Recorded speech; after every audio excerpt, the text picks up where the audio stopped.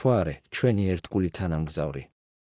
მას უყურებდნენ ძველი ეგვიპტელები, მოიხსენიებდნენ ძველი ბერძნები, მისით მოწმდებოდა კალენდრები, რეგულირდებოდა მეფეთა სისხლიანი მსხვერპლშეწირვები. მაგრამ რამდენად კარგად ვიცნობთ მას? მთვარე შესაძლოა ყველაზე უცნაური და აუხსნელი ობიექტია ჩვენს ცაზე. და არის თეორია, რომელიც ამბობს, რომ მთვარე არ არის ბუნებრივი. მთვარის უცნაურობები. მთვარე დედამიწის ორბიტაზეა. მაგრამ ის ძალიან დიდი და მძიმეა იმისთვის, რომ უბრალოდ დედამიწის გრავიტაციით დაჭერილი ბუნებრივი ობიექტი იყოს. მისი ორბიტა თითქმის იდეალურად მრგვალია, ეს იშვიათია ბუნებრივი თანამგზავრებისთვის. და კიდევ, მთვარის დიამეტრი 400-ჯერ ნაკლებია მზის დიამეტრზე და ზუსტად 400-ჯერ უფრო ახლოსაა ჩვენთან. ამას შემთხვევითობა შეიძლება ვუწოდოთ. ან ეს მიანიშნებს, რომ მთვარე შექმნილია ზუსტად მზის დაბნელებისთვის.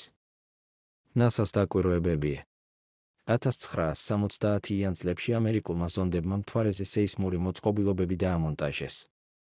ერთ-ერთი მოდულის ჩამოგდების შემდეგ მთვარე ზანზარებდა 3 საათის განმავლობაში. მეცნიერებმა თქვეს, ის ჟღერდა როგორც ზარი. ანუ მთვარე შეიძლება იყოს ფუღურო. ასეთი სტრუქტურა ბუნებაში არ გვხვდება, მაგრამ შესაძლებელია. თუ ის აშენებულია. საბჭოთა მეცნიერები წერდნენ.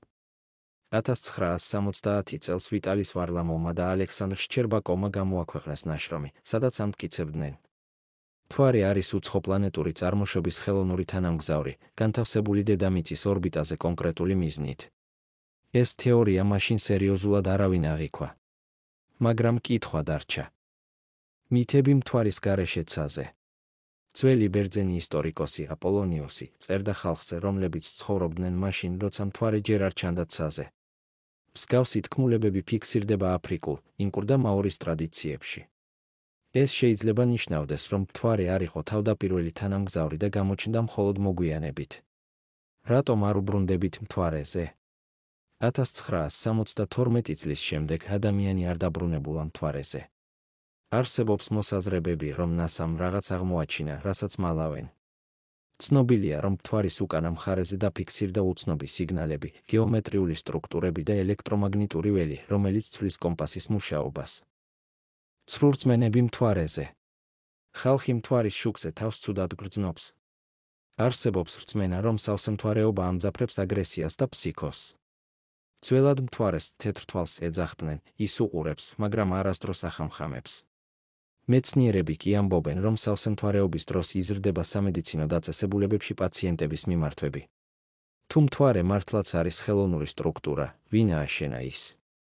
უცხოპლანეტელებმა? ჩვენამდე არსებულმა ცივილიზაციამ? ის, რაც გგონია ბუნებრივი? შეიძლება იყოს დაპროგრამებული? ის, რაც გგონია სინათლე? შეიძლება თვალთვალის ინსტრუმენტი იყოს? და რაც გგონია